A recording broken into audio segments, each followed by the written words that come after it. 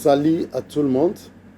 C'est pour moi encore aujourd'hui, ce soir, c'est un grand plaisir pour moi encore de me retrouver par devant vous pour vous parler de la pensée du Seigneur, de la volonté du Seigneur traduite dans ces écritures qui actuellement nous appelons la Bible. Pour moi, c'est un véritable plaisir. Et je suis aussi ravi par rapport à toutes mes interventions qui ont eu à passer sur Digital Congo. J'ai eu beaucoup de réactions et j'ai eu beaucoup de questions.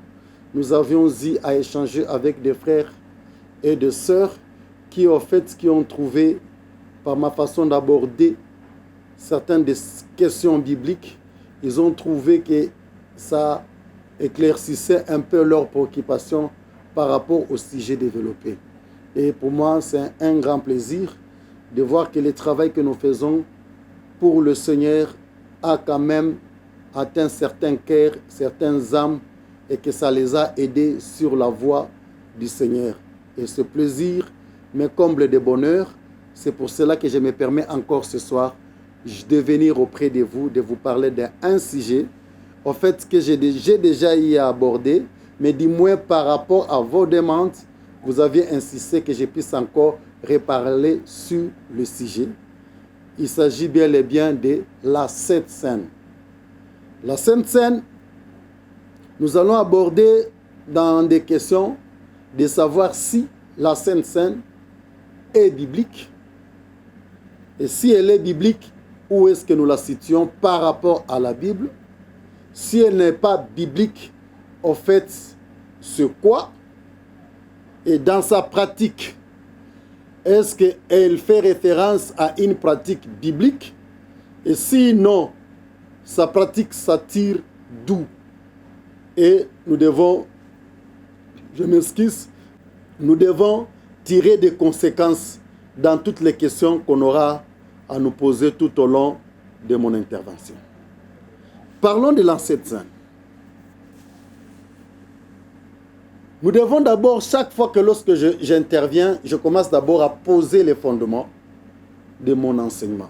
Les fondements de ce soir, au fait, part encore toujours de la façon dont nous avons réussi l'évangile. Vous le saviez comme moi, le colon n'était pas venu seulement comme un envahisseur. Avec lui, ils sont venus avec des évangélistes, ou autrement appelés des prêtres, qui sont venus évangéliser nos ancêtres. Ils sont venus en évangélisant nos ancêtres. Ces derniers étaient obligés de renoncer à leurs us et coutumes pour embrasser, pour prendre les enseignements des évangélistes ou des prêtres à l'époque. Et les prêtres ils avaient comme base à l'époque pour convaincre nos ancêtres effectivement qu'ils étaient dans leur ère, dans leur pratique, dans leurs us, dans leurs croyances, ils avaient la Bible sur la table. Est-ce que la Sainte Seine, et cette appellation, est-elle biblique? Vous êtes d'accord avec moi? Parce que je ne suis pas le seul à détenir la Bible. Vous pouvez lire toute la Bible, de l'Ancien Testament jusqu'au Nouveau Testament. Vous ne trouverez pas l'appellation Sainte Seine dans la Bible. Je ne sais pas si je peux appeler ça mot. J'appelle ça une appellation. Sainte Seine. Vous ne trouverez pas l'appellation Sainte Seine dans la Bible. Donc je ne saurais pas vous prouver en me référant dans la Bible parce que l'appellation Sainte Seine n'est pas biblique. La Sainte Seine est venue de l'Église catholique. Parce que dans l'organisation de ce sacrement, la Sainte Seine est le troisième sacrement qui est l'Eucharistie. La Sainte Seine n'étant pas la Bible, la Sainte Seine c'est une appellation de l'Église catholique. Et l'Église catholique en a érigé un sacrement qui s'appelle Eucharistie. C'est ça la Sainte Seine. Et cette appellation n'est pas biblique. Vous pouvez chercher partout, vous ne trouverez pas cette appellation. du fait que l'appellation n'est pas biblique, fait de cette appellation non biblique. C'est aussi une question. Du fait que l'appellation n'est pas biblique, cette appellation-là, mot, lettre sur lettre, du fait qu'elle n'est pas dans la Bible, est-ce que fait de cette appellation non biblique? Lorsque les autres ont appelé Sainte Seine, ne désigne-t-il pas une réalité biblique? C'est aussi une question. C'est comme ça nous allons avancer. Lorsqu'ils ont appelé la Sainte Seine, le troisième sacrement qui est l'Eucharistie, ils faisaient allusion au repas du Seigneur désigné dans la Bible. C'est comme ça que vous allez voir dans la pratique, ils essaient de reproduire les propos de Jésus-Christ lors de son dernier repas avec ses disciples. Ils essaient de reproduire ces propos pour dire que la Sainte Seine, c'est le repas du Seigneur dit dans la Bible. Je ne sais pas si je me fais comprendre et que vous voyez dans ma démarche là où je vais arriver. L'appellation Sainte Seine n'est pas biblique. Vous ne trouverez ça nulle part. Mais cette appellation, l'Église catholique a constitué cette appellation pour désigner une réalité biblique qui est le repas du Seigneur. La question qui reste à se poser, pourquoi l'Église catholique n'a pas seulement utilisé repas du Seigneur, ils ont voulu appeler ça Sainte Seine? Pourquoi ils ont voulu changer cette appellation? Cette intention traduisait quoi? Et en cela, moi je veux vous conseiller d'appeler un prêtre catholique de le nous justifier. Parce que nous savons, lorsqu'on parle de la Sainte Seine, les scènes là, c'est un mot latin qui veut dire soir. Ça veut dire pour eux, ils voulaient parler du repas du soir. Le repas du soir que Jésus-Christ a eu avec ses disciples avant son arrestation. Est-ce que le fait seulement que la Sainte Seine désigne une réalité biblique, ça devient biblique? C'est comme ça que nous allons quitter dans les degrés d'appellation. Nous allons descendre maintenant dans la pratique. La Sainte Seine elle-même, dans la pratique, est-ce qu'elle reflète le repas du Seigneur comme dit dans la Bible? Il faut aussi se poser cette question. Dans la Bible, le repas du Seigneur, vous deviez comprendre que le repas du Seigneur n'est pas le repas que Jésus-Christ a eu avec ses disciples. C'est avec le dernier repas que Jésus-Christ a eu avec ses disciples avant son arrestation, avant la Pâque. Le repas que Jésus-Christ a eu avec ses disciples, c'est le repas de Pâques. Matthieu 26, verset 17. Ce repas que Jésus-Christ a eu avec le disciple, ce n'est pas le repas du Seigneur, c'est le repas de Pâques. Et ce repas de Pâques, c'est quoi? C'est une tradition. C'est une culture juive retraçant ou traduisant une tradition juive. Cette tradition expliquant l'histoire des enfants d'Israël en Égypte lors de leur sortie dans ces pays. Lors de leur sortie dans ces pays, ils devaient célébrer la Pâque et ils devaient préparer les repas de la Pâque. Ces repas de la Pâque, sous la recommandation divine, Exode 12, Dieu avait recommandé à Moïse et à Aaron et que ceci doit être transmis à vos descendants, à vos enfants, et ils devaient pratiquer ça. Ils devaient pratiquer ça comme quelque chose, ils devaient le faire tout au long de leur histoire.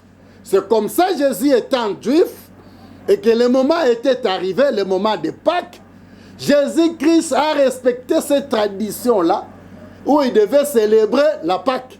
Le repas est appelé repas de Pâques.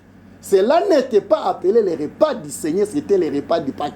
C'est comme ça que vous verrez dans les évangiles, que ce soit Matthieu, parce que Matthieu en a parlé, que ce soit Luc en a parlé, que ce soit Marc en a parlé, que ce soit Jean aussi en a parlé. Dans les évangiles racontant l'histoire de Jésus-Christ, personne n'a désigné ces moments-là comme étant le repas du Seigneur. C'était le repas de la Pâque. Il y a des expressions, il y a de différentes expressions. D'autres appelaient ça immoler la Pâque, préparer la Pâque, le repas de la Pâque. Ce que l'Église catholique est en train d'appeler Sainte-Seine, c'était une célébration normale par rapport à la culture juive. Mais cependant, par rapport à nous, l'Église, ces moments-là symbolisaient grande chose.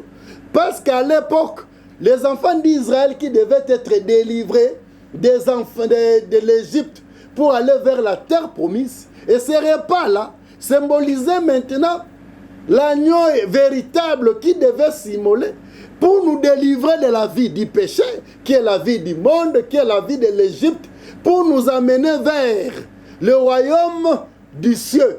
Et Jésus-Christ devait se donner comme l'agneau. C'était ce qui s'est passé avec les enfants d'Israël. C'était un pédagogue, c'était un symbole. Dans la réalité, c'était Jésus-Christ qui devait se donner pour le péché du monde, afin de nous ôter le péché, de nous délivrer et de nous préparer pour le royaume des cieux. C'était ça le symbole et la leçon que nous devions retenir. La Sainte Seine reflétant l'événement du dernier repas avec Jésus-Christ, le dernier repas de Jésus-Christ avec ses disciples n'était pas le repas du Seigneur, c'était le repas de la Pâque. Nous arrivons maintenant où nous devons parler du repas du Seigneur. C'est quoi les repas du Seigneur? Apôtre Paul, c'est celui qui est le premier d'en avoir parlé. Dans 1 Corinthiens 11, apôtre Paul est en train de parler du repas du Seigneur. Lorsqu'il parle du repas du Seigneur, il part en référence du dernier repas ou le dernier repas de Pâques que Jésus-Christ a eu avec ses disciples. Parce que Jésus-Christ, avec ses derniers repas, il leur avait dit, toutes les pratiques qu'il a dit effectuer là-bas, il leur a dit, faites ceci en mémoire de moi. Qu'est-ce qui devait être fait en mémoire de Jésus? En cette nuit-là, où Jésus-Christ devait partager les repas de Pâques avec ses disciples, il leur avait laissé des notions. Et ces notions-là, c'est ce qui devait graver leur mémoire, qui devait garder dans leur cerveau pour garder la mémoire de notre Seigneur. Le premier acte qu'il avait posé, c'était laver le pied des disciples. Et le deuxième, c'était effectivement le moment du partage du repas. Jésus-Christ a partagé le repas en rompant le pain ainsi qu'à leur donner la coupe du vin comme une pratique normale selon la tradition juive. Mais il savait que c'est là. Le pain symbolisait la vie que notre Seigneur Jésus-Christ a donnée pour nous. Et le sang, la coupe symbolisait le sang de notre Seigneur, qui était le symbole de l'alliance de notre Seigneur pour notre salut. Pour notre salut. Maintenant, dans le repas du Seigneur, apôtre Paul prend ce qui est essentiel. Parce que Jésus-Christ a dit, le pain là, c'était symboliser son corps.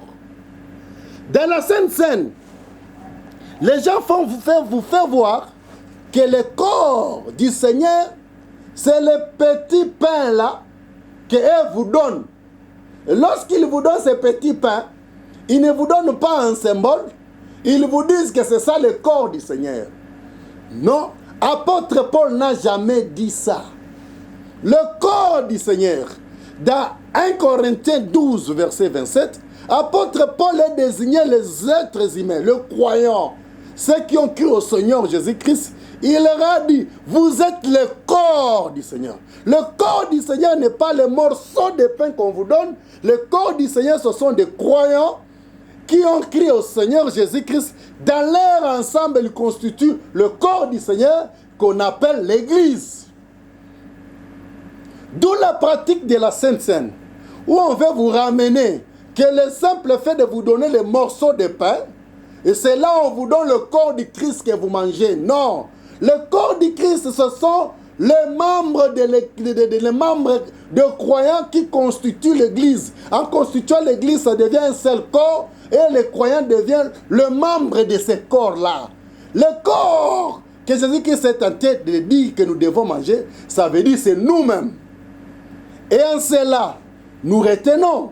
Parce que pour conclure les repas du Seigneur, dans l'évangile de Jean, Jésus-Christ est tenté de donner la leçon. Il dit, on connaîtra que vous êtes mes disciples si vous vous aimez les uns et les autres. En dehors de cet amour les uns pour les autres, on ne connaîtra jamais que vous êtes des disciples. C'est ça, ces paroles, à travers lesquelles nous devons nous commémorer de notre Seigneur Jésus-Christ. Et dans la célébration du repas du Seigneur, ce n'est pas qu'on veut reproduire le repas de la Pâque que Jésus-Christ a eu avec les disciples. On retient la leçon de la communion fraternelle entre les membres de l'Église. Nous devons traduire que nous sommes tous un même corps dans l'unité. Maintenant, dans la Sainte Seine, c'est ce que nous devons retenir. En tant que corps de Christ, nous devons nous unir. C'est comme ça que vous verrez même dans les actes des apôtres, on vous dit, personne, lorsqu'il a le bien, personne ne pouvait dire que ce bien lui appartenait. Ce qui appartient à l'un appartenait à tout le monde. Il y a d'autres personnes qui se dépouillaient pour enrichir l'Église, que toute l'Église ne soit couverte de leurs besoins. Qu'ils soient couverts de leurs besoins et qu'il n'y ait plus de pauvres dans l'Église. Cette façon de faire, c'est ce que Jésus-Christ attendait de nous à travers le repas. C'est comme ça l'apôtre Paul est en train maintenant de parler de la façon dont le repas du Seigneur devait se faire. Si vous lisez 1 Corinthiens 14, vous allez voir, l'apôtre Paul est en train de dire de la façon dont le repas du Seigneur devait être fait. Il dit, vous amenez les repas chez vous, vous venez avec ça à l'église. Il s'avère qu'à la sortie, qu'à l'issue de toutes choses, il y a certains qui sont sortis rassasiés, il y a certains qui sont sortis affamés.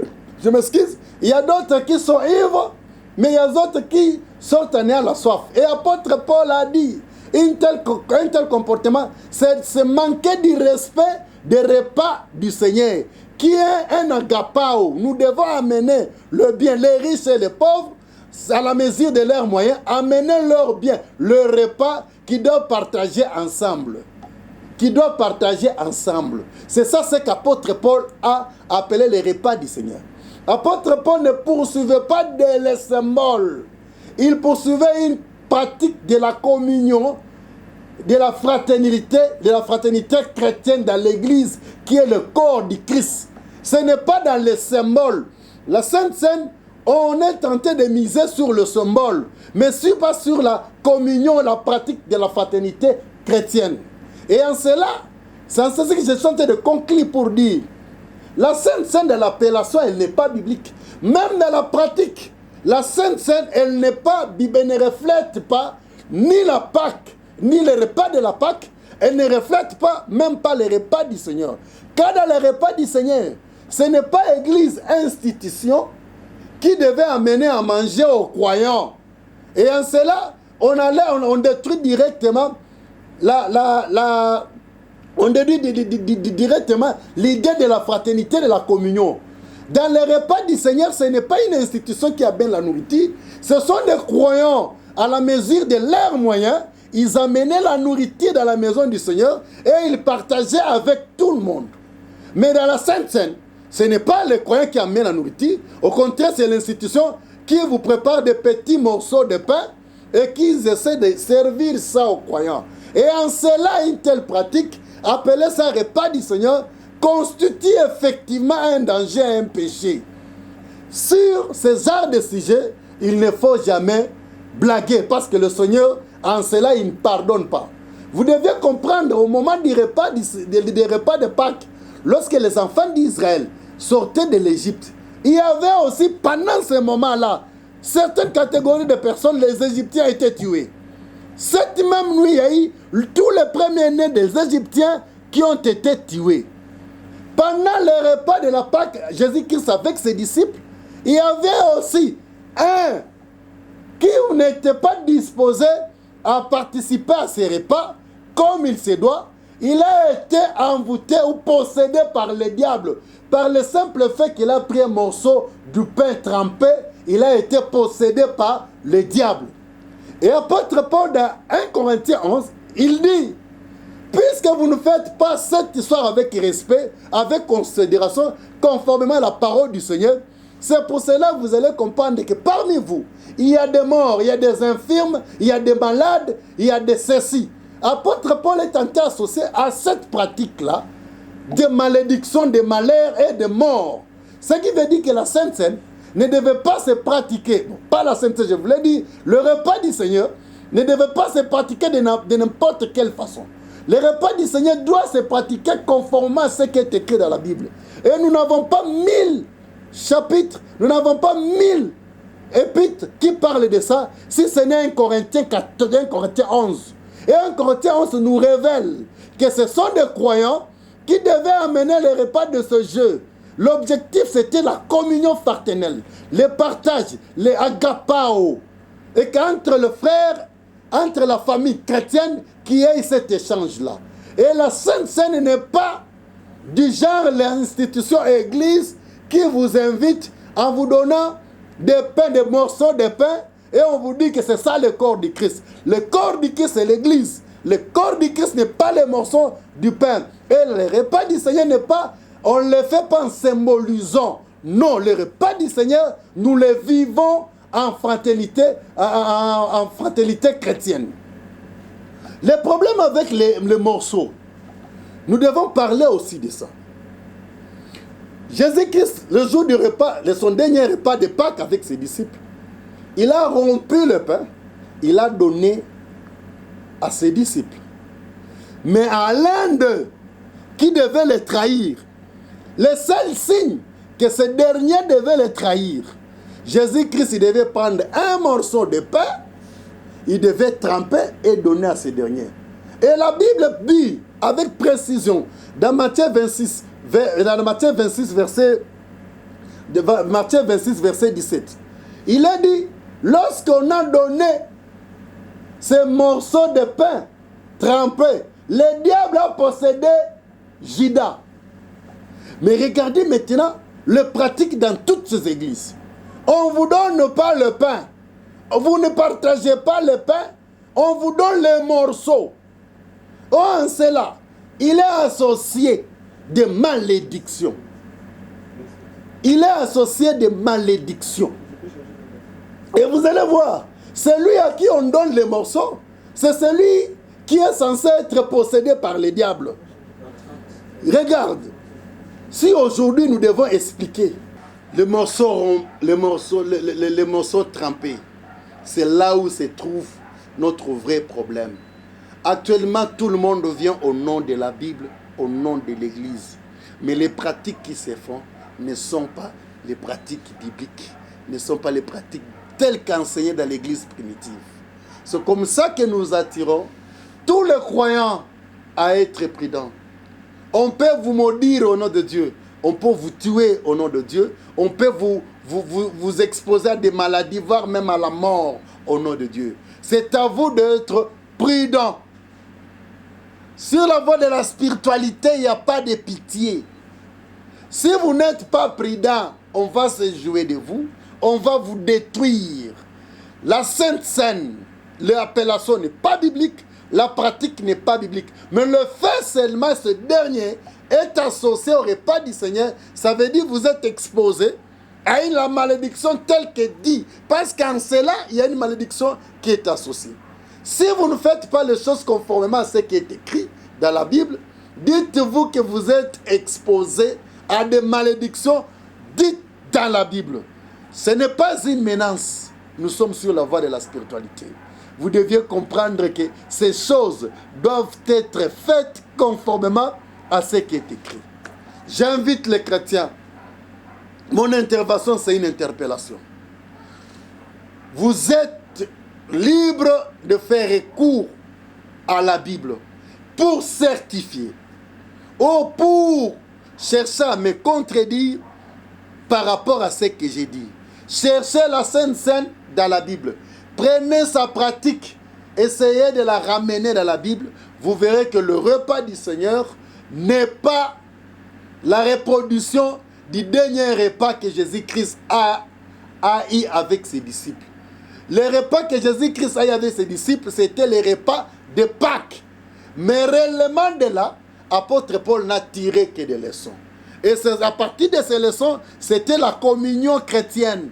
Les chrétiens devaient être en communion, échanger à travers le repas. Et ce repas, ce n'était pas l'institution église qui devait amener aux croyants, leur donner un morceau. Non. Ces repas, ce sont les chrétiens eux-mêmes qui devaient amener ça dans l'ensemble, dans le corps de Christ, et ils devaient partager. Et en cela, ils ne devaient pas avoir la considération de celui qui a mené beaucoup pour qu'il consomme beaucoup, celui qui n'a pas amené qu'il ne mange pas. Une telle attitude, c'était condamné dans la parole du Seigneur. Donc le repas du Seigneur est autre chose que ce que vous appelez Sainte Seine. Et qu'un véritable chrétien ne peut plus participer à toutes ces pratiques-là qu'on appelle Sainte Seine, de peur de s'exposer à toutes les malédictions qu'apôtre Paul a énumérées dans 1 Corinthiens 11. Car la chose est sacrée, pas que ça relève du véritable enseignement de notre Seigneur sur l'amour fraternel. Car en dehors de l'amour fraternel, il n'y a pas la vie chrétienne. Personne ne peut prétendre connaître Dieu si dans son chef, il n'a pas d'amour. Et que dans les repas du Seigneur, c'est l'amour que nous sommes tentés de préconiser. C'est l'amour que nous prenons. Celui qui n'a pas d'amour, il n'a pas le droit de participer même à ces repas-là. Sinon, il sera couvert aussi des malédictions. Donc, c'était ça ma conclusion de ce soir par rapport à la Sainte Seine. Je suis toujours ouvert. Mon numéro est là, bien affiché. Tout celui qui aimerait échanger avec moi sur la question, je suis ouvert. Je n'attaque personne. Je n'ai parlé que de la Bible. Pour préserver les enfants de Dieu à des malédictions possibles lorsqu'ils se livrent à des pratiques comme des saintes scènes qui ne sont pas bibliques, mais qu'on essaie d'attribuer ça à la Bible. Car c'est une telle pratique, elle n'est ni d'appellation, ni de pratique par rapport à la Bible. Enfants de Dieu, soyons prudents, il est temps de nous réveiller. Se réveiller veut dire revenir au fondement des apôtres. Car en dehors de ces fondements-là, tout est faux. Si vous n'enseignez pas comme les apôtres ont enseigné, même si cet enseignement vient du ciel, nous le déclarons anathème maudit. Car notre enseignement ne peut être vérité que s'il est conforme au fondement posé par les apôtres. Nous ne pouvons soulever que des questions et des sujets soulevés par des apôtres. En dehors des sujets soulevés par des apôtres, toutes ces questions-là ne méritent pas de faire référence à la Bible. Peu importe que ce soit prêché par un pasteur renommé, par un pasteur puissant, par un pasteur rempli d'onction. Apôtre Paul nous a prévenus. Il nous a prévenus, lui. L'évangile que moi je vous ai apporté, c'est l'évangile de votre salut, à une seule condition. La seule condition, que vous le gardiez tel que ça vous a été annoncé au départ. Et c'est en ça ma conclusion. L'évangile qu'on nous prêche aujourd'hui n'est peut-être la vérité que si ça dit ce qui nous a été annoncé par les apôtres. En attendant que le Seigneur vous bénisse, et puis je pense que prochainement nous aurons d'autres sujets qu'on aura abordés. Que le Seigneur vous bénisse. À la suite. Merci.